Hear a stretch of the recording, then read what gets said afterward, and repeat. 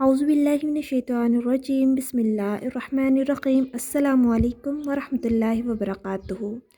امید کرتی ہوں آپ سب خیریت سے ہوں گے۔ آج میں آپ کو بتاؤں گی کہ جب کسی شخص کو چھینک آئے تو ہمیں اس کے جواب میں کیا کہنا چاہیے۔ آقا علیہ الصلوۃ والسلام نے اس کے بارے میں کیا فرمایا۔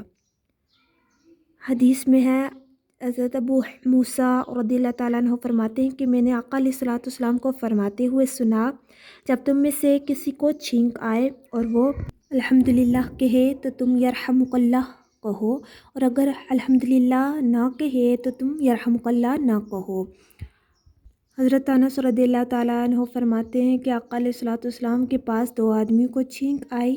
آپ علیہ الصلوۃ والسلام نے ایک کی چھینک کے جواب میں یرحمک اللہ فرمایا اور دوسرے کی چھینک کا جواب نہ دیا۔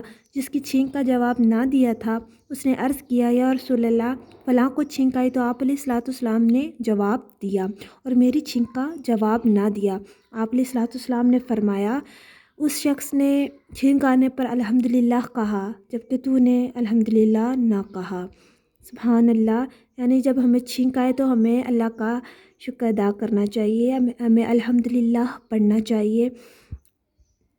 اگر ہم کسی شخص کے پاس ہوں اور وہ الحمدللہ بولے تو ہمیں چاہیے کہ ہم اس کے جواب میں یرحمک اللہ کہیں۔ تو امید کرتی ہوں آپ کو ویڈیو اچھی لگی ہوگی۔